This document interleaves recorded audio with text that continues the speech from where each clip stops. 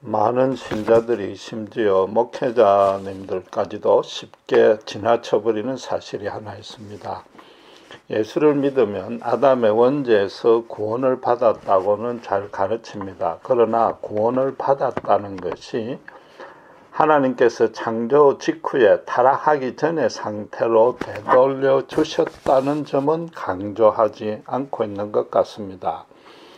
물론 예수를 믿은 후에도 우리 속에 남아있는 죄의 본성은 평생 동안 없어지지 않습니다.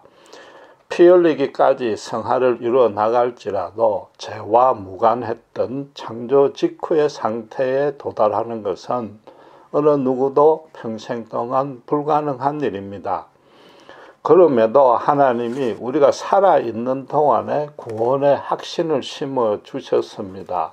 그렇다면은 하나님께서 신자를 향한 소망은 바로 그 죄가 없었던 상태를 지향하는 삶을 살라는 것입니다. 바로 그것이 예수 믿은 후에 첫째 목표가 되어야 되는 것입니다. 그럼에도 가끔 과연 그런 노력을 하고 있는지, 가르치고는 있는지, 아니 그런 인식이라도 있는지 의심스러운 지경입니다. 최근에는 도리어 교회에서 설교 중에 죄다, 심판이다, 지옥이라는 단어는 교인들에게 혐오감 주고 부담감 주니까 사용하지 말라는 정도까지 이르렀습니다. 거기다가 기독교 예부나 일부 자유주의 신학 쪽에서 이 성경의 창세기 기사의 사실성과 진리성에 대해서 시비를 걸어도 꿀먹은 벙어리처럼 제대로 변정을 못합니다. 많은 신자들도 심정적으로는 창조를 마치 호랑이 담배 피던 시절의 옛날 이야기로 여기고 마는 것 같습니다. 창세기에 대한 대표적인 비난이 이미 한번 말씀드렸지만 1장과 2장의 내용이 상충한다는 거죠. 그러나 이 둘 사이의 모순은 전혀 없습니다. 1장은 창조 사건 자체를 객관적으로 사실적으로 기록했습니다. 반면에 2장은 그 창조에 부여하신 하나님의 뜻을 드러낸 것이죠. 당신께서 이 땅의 피조물, 특별히 인간을 다스리는 원칙을 설명한 것이 2장이란 말입니다. 인간을 창조한 후에 그 첫날에 하나님은 아담과 안식을 취하면서 앞으로 이 땅에 세우실 당신의 나라의 그 아름답고 풍성하고 영광스러운 블루프린트 청사진을 그에게 보여주었다는 것이 2장이요. 그 중에서도 바로 오늘의 본문이 그러한 것입니다. 그렇다고 해서 본문이 남자 혼자 사는 것이 외로우니까 이불을 만들어서 아담과 결혼시키고 가정을 이루게 해서 아들, 딸 잘 낳고 잘 먹고 잘 살아라는 그런 단순한 의미는 아닌 것입니다. 물론 1차적으로 그런 의미는 분명히 있습니다만은 만약에 그것만이 뿐이라면은 생육하고 번성하라는 그 짐승에게 준 축복 수준에 머물고 마는 것입니다. 거기다가 행복한 가정을 이루라는 것은 하나님의 말씀인 성경이 강조할 구태여 이유는 없는 것입니다. 타 종교나 도덕에서도 가르치고 있는 것이요. 아니 가르침을 안 받아도 인간은 본성적으로 절로 그런 정도의 깨우침은 가능한 것입니다. 본문을 자세히 보시면은 돕는 배필을 2번 언급하고 있습니다. 한글 개역 성경에 따르면 18절은 사람이 독처하는 것이 안 좋으니까 돕는 배필을 붙였다 하셨고 20절에 가시면은 구체적으로 아담이 독처하는 것이 안 좋으니까 돕는 배필을 붙였다고 그랬습니다. 이 영어 성경도 대부분이 동일하게 번역하고 있습니다.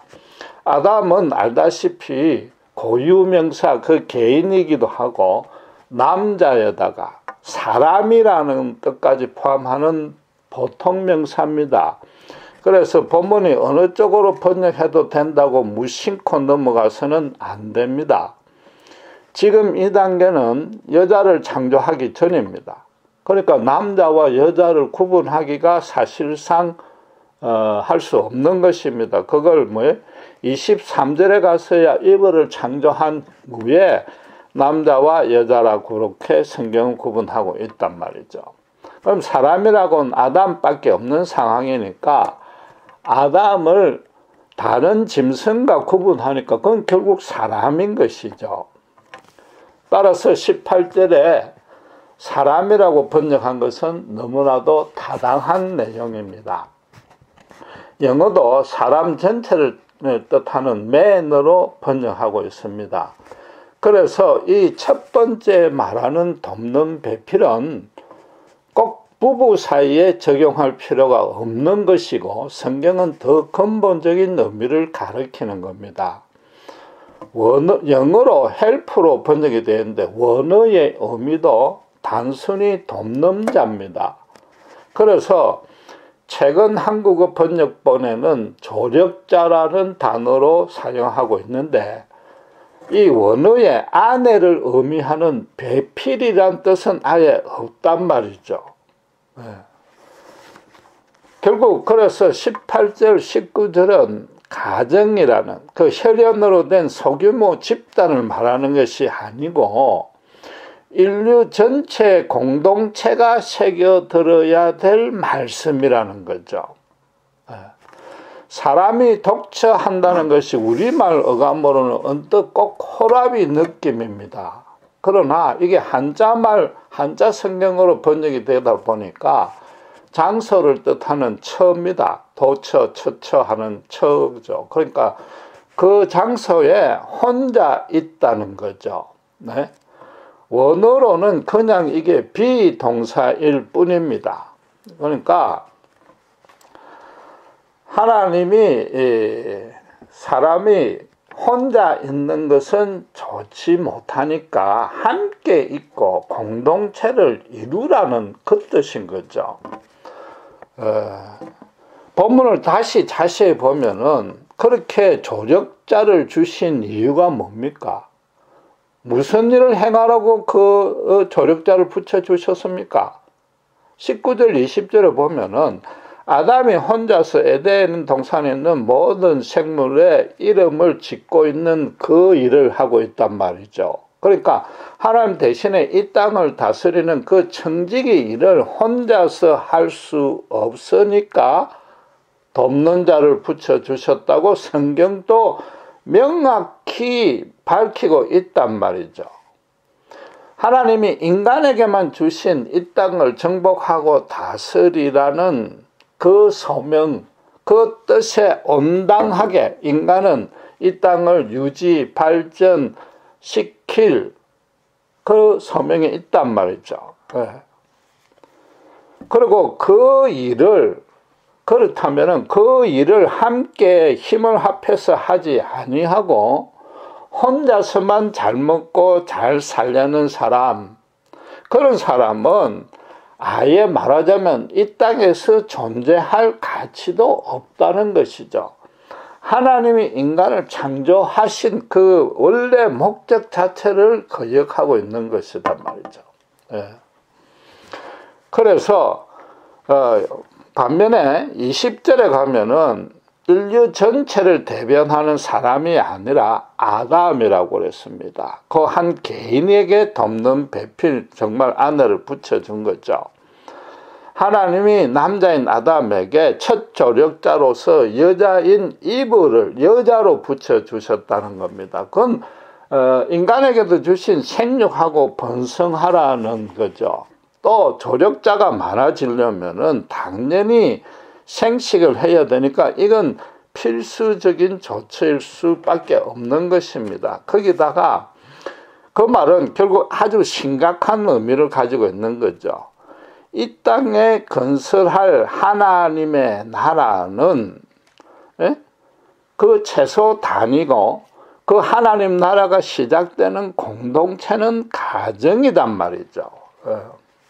그런 가정을 통해서 이 땅을 거룩히 다스리고 인류가 생육하고 번성하게 된다.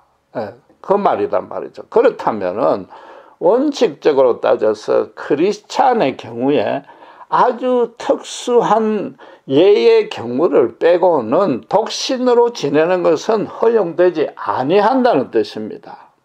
거기다가 남편과 아내 사이 이 부부를 통해서 하나님 나라가 시작이 된단 말이죠. 이게 얼마나 소중하고 고귀하고 막중한 의무인지 절감하셔야 되는 겁니다. 정말로 심각하고 진지하게 받아들여야 되는 겁니다. 하나님 나라가 부부 사이에서부터 시작한다는 겁니다. 그 가정에 하나님을 주인으로 모시고 그 뜻에 순종한다면은 사실상 이 교회는 필요가 없는 겁니다. 하나님은 교회를 제정하기 이전에 가정을 먼저 만드셨습니다. 정확하게 말하면은 가정을 교회로 만드는 겁니다. 죄로 타락하고 나니까 할 수 없어서 지금과 같은 조직체 교회가 불가피하게 출현했을 뿐인 것입니다. 하나님의 뜻은 아버지가 목사가 되고 나머지 식구는 그 교회 멤버가 되라는 것이죠. 실제로 이스라엘이 그랬습니다. 족장시대 그랬지 않습니까? 아브라함의 하나님이 이삭의 하나님 되고 이삭의 하나님이 야곱의 하나님이 되고 야곱의 하나님이 요셉의 하나님이 되었단 말이죠. 모두가 가정교회였단 말이죠. 그러다가 출애굽하고 나서 시내산에서 율법을 받고 희생제사를 받음으로 해서 비로소 유대교라는 종교가 탄생이 되는 겁니다. 왜냐하면은 아무리 가정교회를 한다 할지라도 아담이 타락한 이후에 모든 인간이 하나님에 대해서 정확히 모르고 온전히 모르기 때문입니다. 본질상 그분의 진노 아래 있고, 그래서 하나님으로서는 당신을 정확하게 계시해주고 가르쳐주고 훈련시킬 필요가 있었기 때문에 율법도 주시고 유대교도 만드시고 성막을 통한 강야교회 하나님의 교회를 만드신 것이죠. 따라서 본문에서는 18절, 20절까지의 전반부는 모든 인간이 하나님의 뜻에 합당하게 맞춰 서로 상생 협력하여서 번영을 이루라는 것이고, 20절에서 23절까지는 그런 하나님의 사역을 이루는 최적의 방안이 가정이라는 거죠. 오히려 교회보다도, 지금도 교회보다도 가정에서 하나님 나라를 먼저 이루라는 겁니다. 정말로 가정이 하나님의 나라가 되면은, 그런 가정들이 모이면은 세상도 그렇게 될 것입니다. 실제로 오늘날 우리 주변을 한번 둘러보십시오. 이 온갖 범죄가 생기고 타락하고 정서적으로 절망이 생기는 원인의 계기의 출발이 사실상 파괴된 가정에서부터 아닙니까? 현대사회의 가장 큰 문제가 사람과 사람 사이의 사랑의 실종이 된 것이란 말이죠. 가정에서부터 그러니까 그렇단 말이죠. 현대사회는 본문에서 말하는 식의 서로 돕는 조력자, 이 조력자는 우습게 보고 그저 경쟁에서 승리한 자만 우대하다 보니까 조력이 없어졌단 말이죠. 사랑이 없어졌단 말이죠. 그게 문제단 말입니다.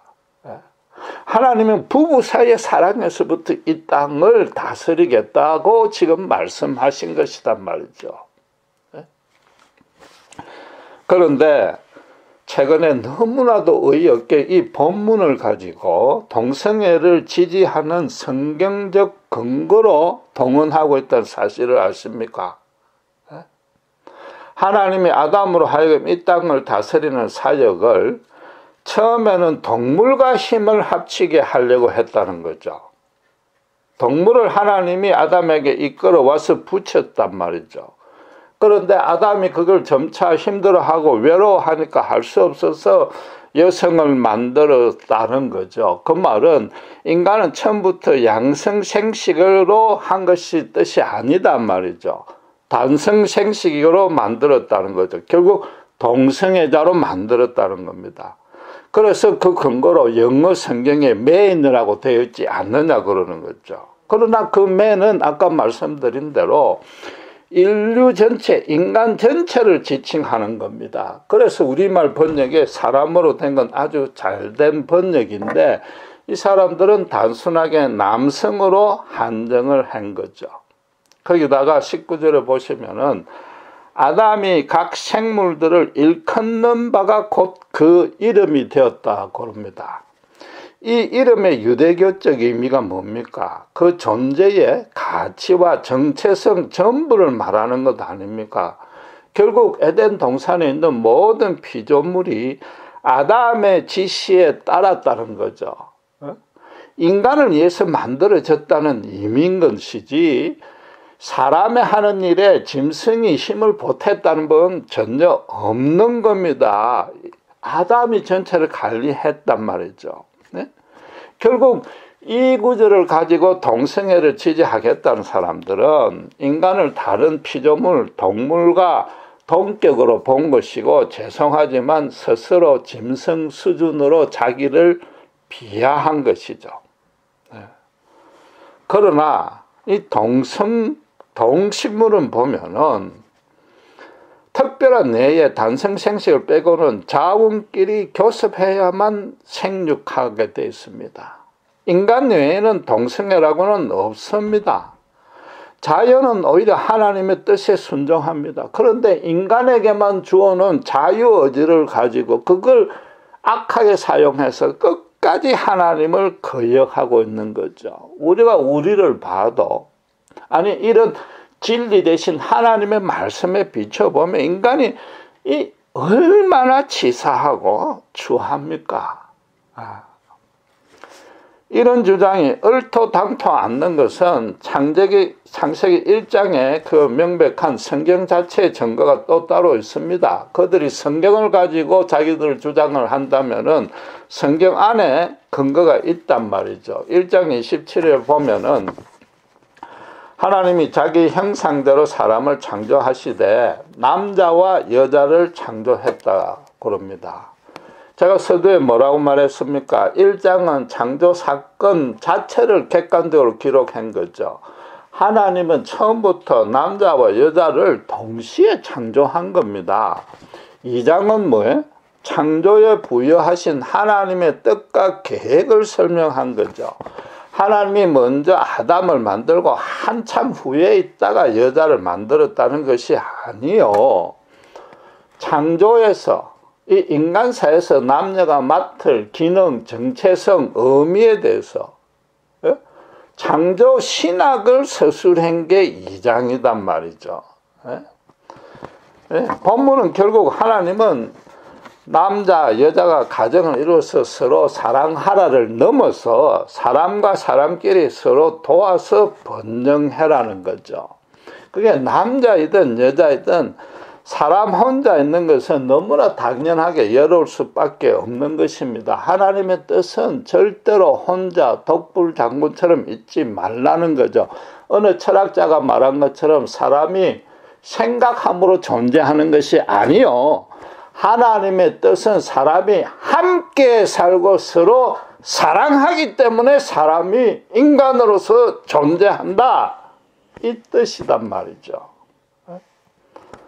가정을 넘어서 가문을 이루고 가문을 넘어서 종족을 이루고 그걸 넘어서 나라를 만들라는 것이며 또 그걸 넘어서 그런 모든 사회적이고 인종적이고 문화적이고 그런 장벽을 다 뛰어넘어서 서로 사랑하라는 게 하나님의 창조의 블루프린트단 말이죠. 결국 이게 하나님은 인간이 혼자 살아서는 안 된다. 반드시 서로 사랑하라는 걸 강조하는데 이 성경 독자로 하여금 이해하기 쉽게 하기 위해서 단순히 시간적인 순서를 넣어서 설명했을 뿐인 것이단 말이죠.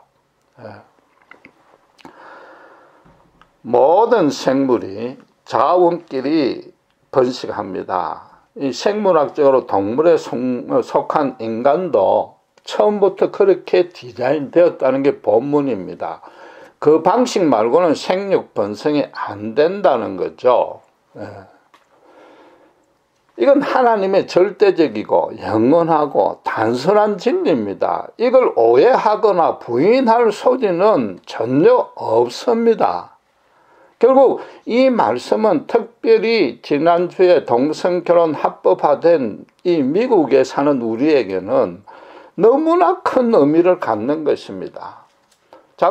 최근에 교인들마저도 이 동성결혼 합법화를 어떻게 접근하는가 하면 오직 성적 도덕 차원에서만 비난합니다.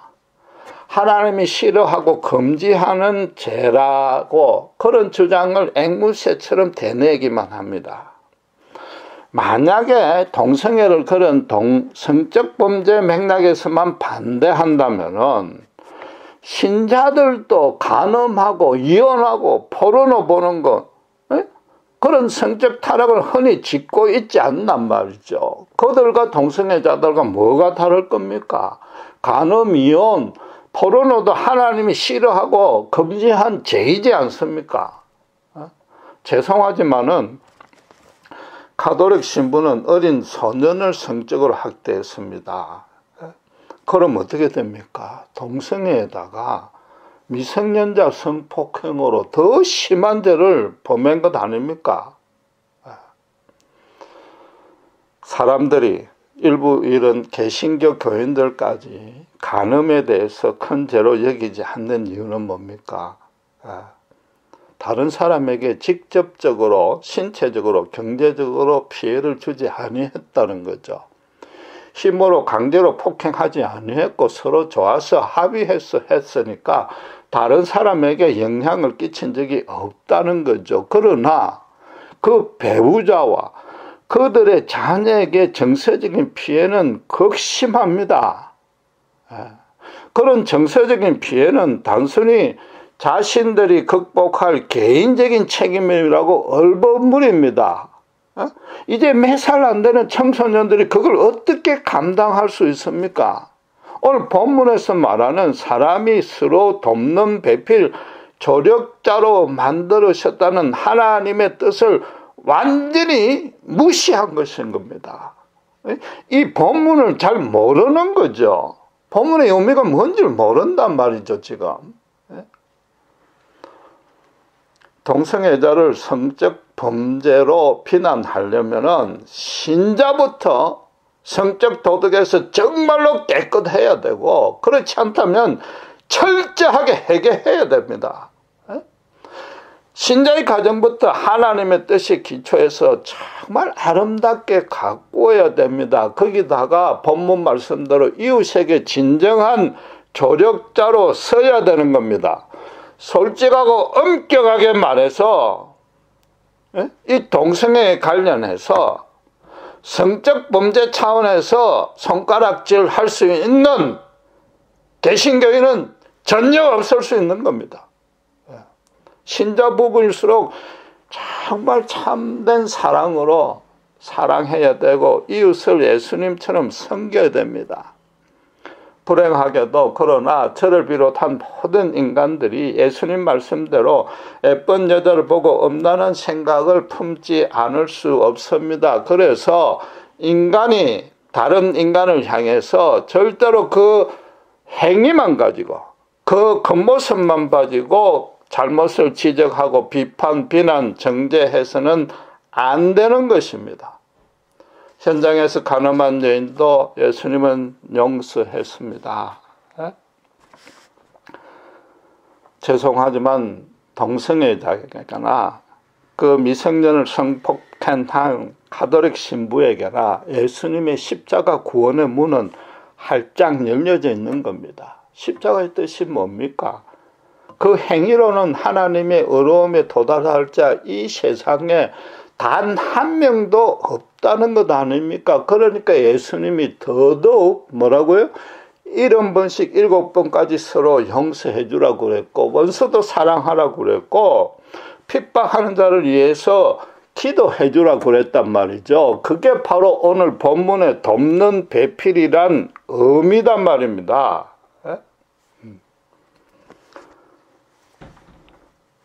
따라서 이 동성애는 하나님의 근본적인 창조 목적, 오늘 본문에 말씀하시는 그 말씀에 비추어서 판단하고 신자들이 합당하게 반응해야 됩니다.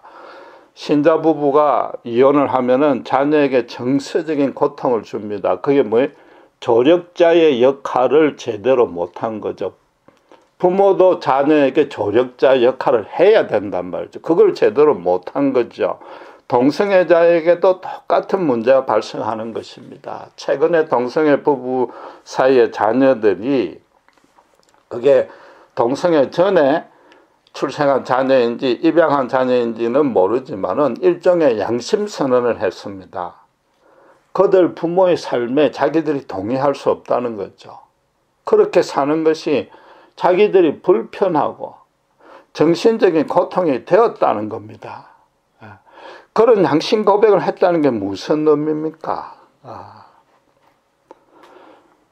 창조 당시에 모든 인간은 양성끼리 결혼해서 번영하는 것, 그런 가정이 순리적이고 자연스럽고 풍성하고 아름답다는 것을 어린 자녀가 대답을 했으니까, 고백을 했으니까 종교나 도덕이나 교육과 상관없이 본성적으로 알게 되었다는 거죠.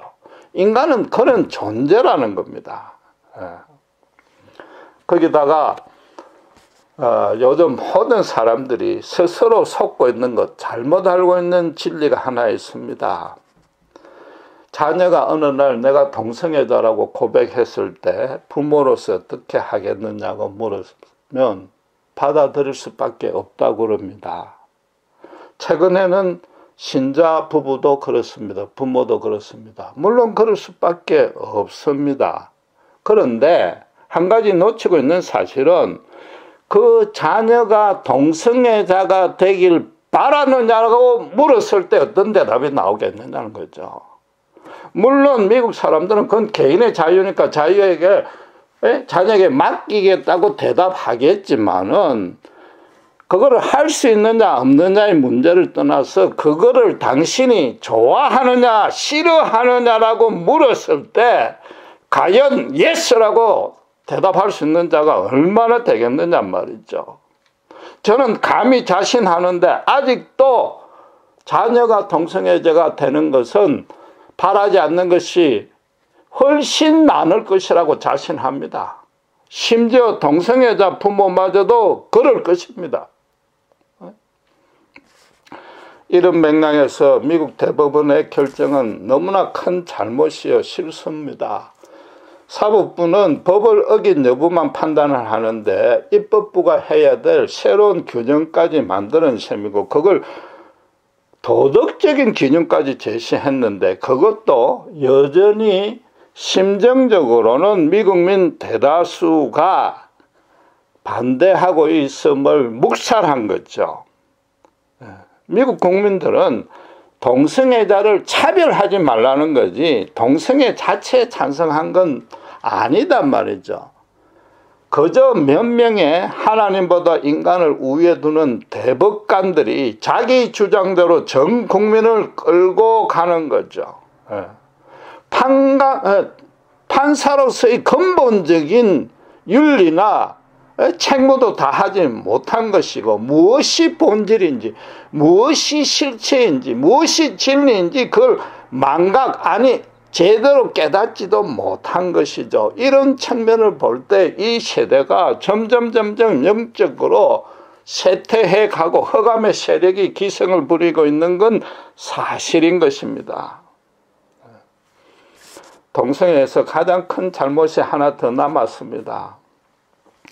모든 동물이 자웅 간의 교섭만으로 생육하고 동성 간에는 번성이 안 됩니다. 후손이 생길 수가 없습니다.